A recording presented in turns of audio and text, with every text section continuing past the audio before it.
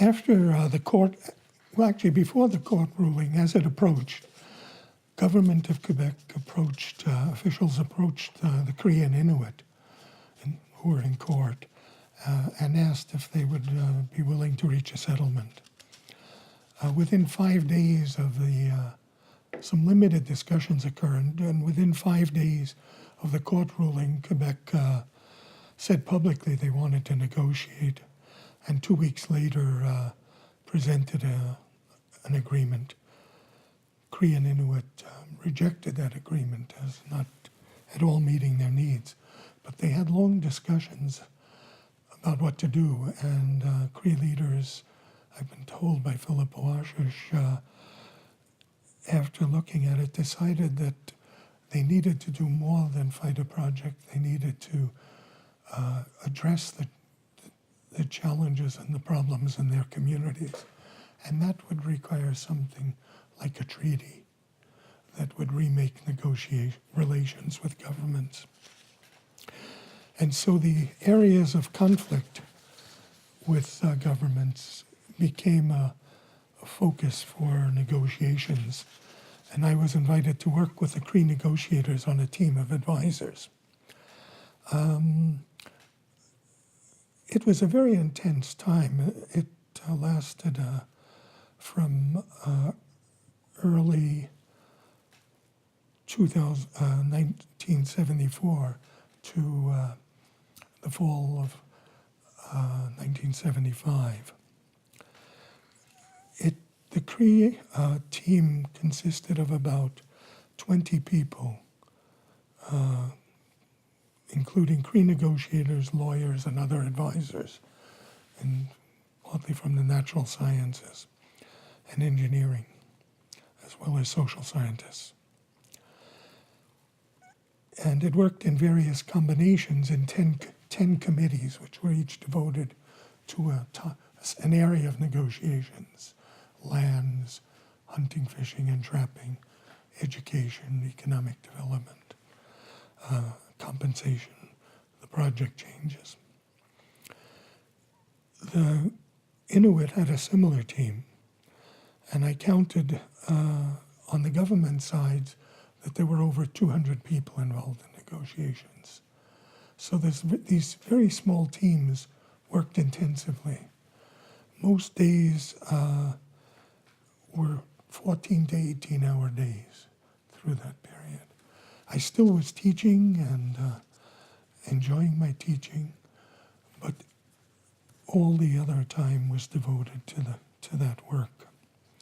I want to talk about the process, not about the negotiations, but contextualize it and contextualize the moment and the political situation a bit. But I want to do so, I want to acknowledge when I do so that I'm drawing on many of the people I worked with. None of them are responsible for what I say, but the work with Cree negotiators, the work with their lawyers, has very much become part of my thinking in this and my understanding. I worked primarily on the agreement about, trying to reach an agreement on how Cree hunters and government agencies would manage or govern the practices of game management and hunting. And on providing, a second area, providing income to restructure the relationship of Crees to market economies. I worked in another of other areas as well, but those were the main ones. The relations to government institutions had to be changed because Cree were increasingly being harassed on the land by game wardens and others. They were told not to hunt moose within 10 miles of the roads. They were told not to bring the moose to towns because there was no law that actually said that, or even regulation, but it did provide greater access to sport hunters because those were the areas sport hunters worked. Crees were resisting that. They hunted smaller moose so they could consume them more quickly. They brought moose to town and buried them under the snow and chuckled when game wardens asked about their moose while standing on top of them. And in various ways, they maintained their hunting through this. But it was disturbing, it was upsetting, it was disruptive, and there was a widespread desire to find a way of correcting these things.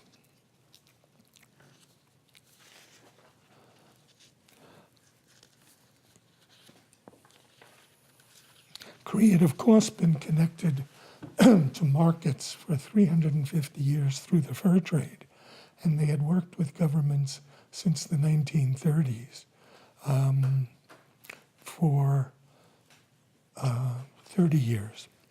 And so they knew something about what they wanted and what they wanted changed in those relationships. But I'd never really thought, as an anthropologist, how do you negotiate with the government? How do you actually enter into a series of explorations of how the relationships people talked about can be actualized and supported in the relationships to governments? I had really concentrated on how Cree hunted and their relationships in and of the land, although I heard lots of stories and was involved in the discussions about their relationships to non-Cree. It was interesting because when I thought of the social science literature, I actually thought of very little on this, and there was very little to guide. Interestingly, one of the people who had written the book on negotiations was Philip Gulliver at York University. But there were very few like that. So the negotiations were about the possibilities of a particular moment and situation to change.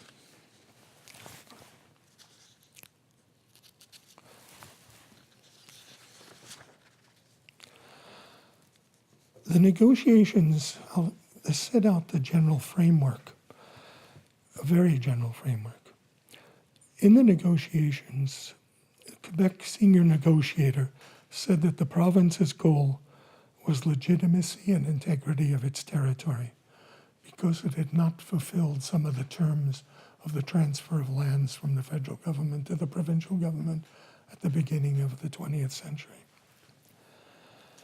He said the aim was to affirm finally Quebec's presence throughout its entire territory so that Quebec's jurisdiction would be established in a precise and definitive manner, end of quote. This made recognition of any general autonomous right of Cree as a governing people impossible. It meant the negotiations would have to be about specified and specific forms of governing and rights. Cree leaders never accepted such a comprehensive restriction and definitions, and they were able to achieve some alternative recognitions in the agreement.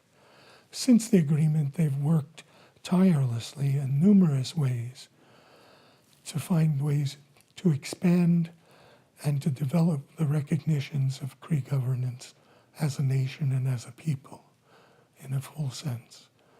And it's interesting, I might mention there are more than 75 agreements Crees have signed since the James Bay Agreement with governments and corporations. The legal text, but legal texts, even from a government point of view, couldn't solve the problem. The senior problem of the legitimacy and authority of the government. The senior negotiator of Hydro-Quebec, for Hydro-Quebec and other corporations, highlighted that clearing away the threats to construction of current and future development projects hinged not only on clarifications of legal recognitions, but also on the relations they could establish with Cree. What he was saying they had to do was create a social contract with the Cree. It was a matter of Cree conduct and therefore of relationships. He had to be able to go to financial markets and say that he could build this project without disruptions. and that he could credibly provide schedules for it. The court case had shown that wasn't working. So he and others knew that relations to the Cree over and above what it was said in the law mattered. And in important ways, they contributed to trying to make the agreement an acceptable agreement to the Cree, not just an enforced one. And this had to play out not through their generosity, but through the detailed nitty-gritty struggle over particular words and particular texts and particular ideas in the negotiation.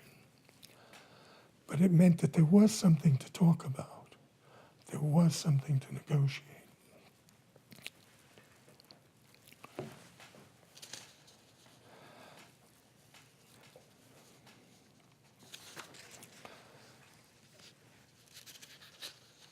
Cree negotiators saw these conflicting strategies and throughout the negotiations constantly sought to challenge and use them.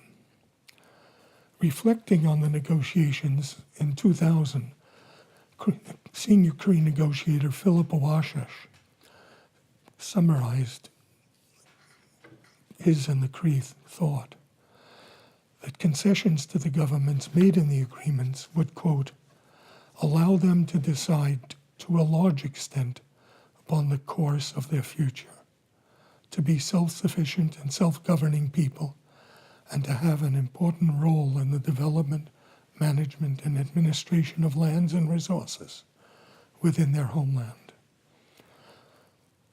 It was meant to bring about a sharing of powers and responsibilities for the governance of Iuiski, Cree people's land.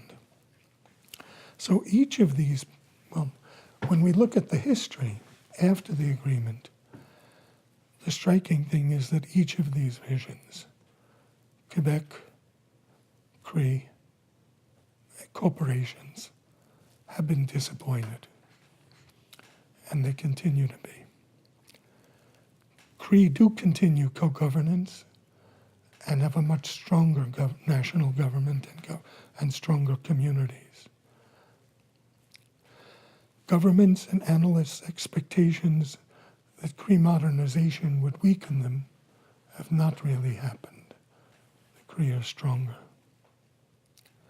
At the same time, many development projects have happened on the land in ways the Cree have not had a voice of the kind they expect and negotiated for. But they have been able to stop the second hydro project at Great Whale River, working again with Inuit. And they've shown that the failure to create a workable relationship still has consequences for the functioning of development in the region at a large scale. So corporations and governments have got much of what they wanted, but not the kind of peace that they were seeking and social contract that would undermine a governmentality of today.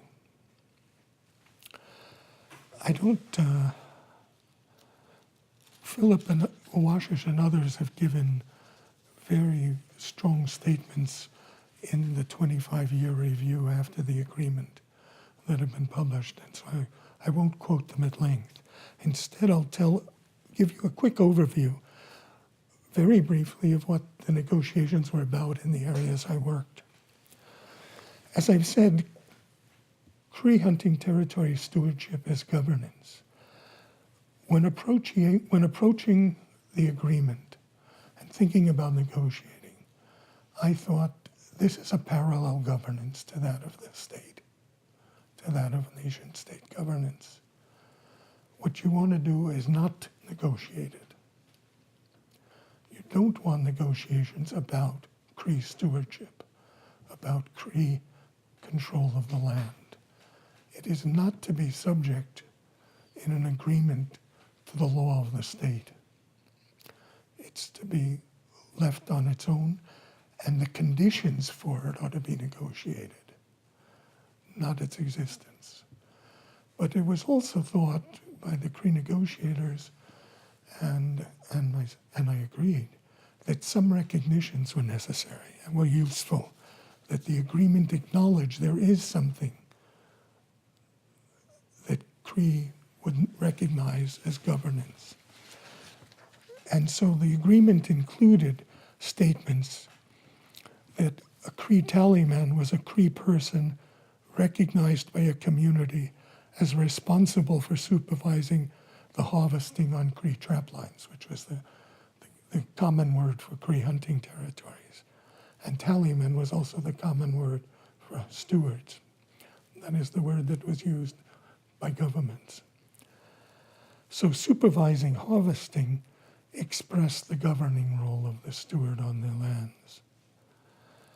And it was recognized that Cree communities gave the stewards their legitimacy and authority. It wasn't the agreement. The agreement simply recognized stewards and hunting territories were there. And it said, it co-defined the hunting territory as an area whereby hunting tradition is supervised by a Cree tallyman or steward. So the loaded term tradition was really a term that recognized Cree practices outside a state practice. So you had here a couple of definitions that acknowledge the land and the people without making them a subject of the agreement. And the only other thing that was agreed was that Cree traplines would continue, no matter what happened in the agreement. And that Cree traditions were a primary objective of the agreement. And so in this curious, interlocking, circuitous way, we tried to deal with the presence of Cree governance in the agreement. And it's just in a few sentences, really. The other main area, and there were three, I'll talk about this in a second, of negotiation was hunting rights. All of the interventions by the government agents depended on their assertions that Cree didn't have hunting rights, that Cree only had rights that were delegated to them by the government. And so the agreement had to be a place where the definition of Cree rights, a new definition, would gain legal standing and actually now is part of the Constitution, actually, in subsequent years.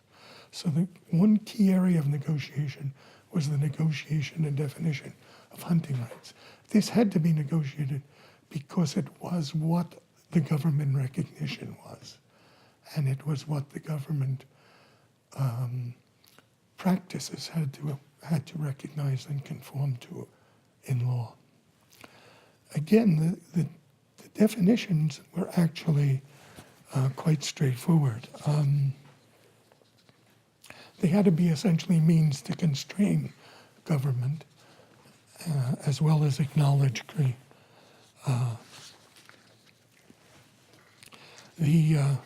Essentially, instead of defining a right to hunt, which was a legal problem because hunting, as you know, goes back in royal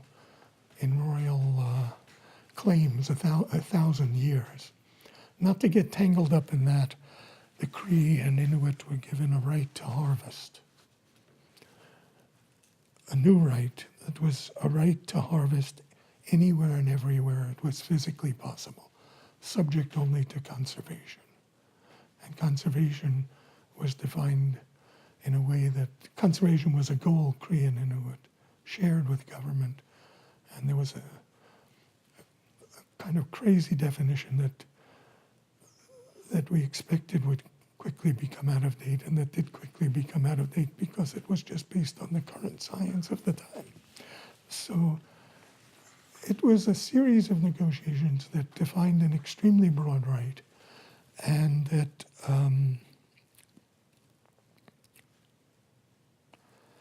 that gave priority to Cree.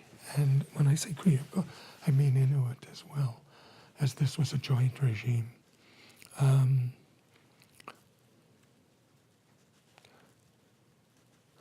It also led, because there was a priority to Cree hunting and Inuit hunting, to a very large research project jointly by the governments and the Cree and Inuit that went on for 5 years, I think maybe 7 in the Inuit communities, involved the equivalent of $5 million, was run mainly by Cree and Inuit researchers, and that involved hunting diaries and questionnaires and hunting records in all the communities, and involving over 1,000 people in the Cree area alone, and that went on to become a model for several other countries and governments and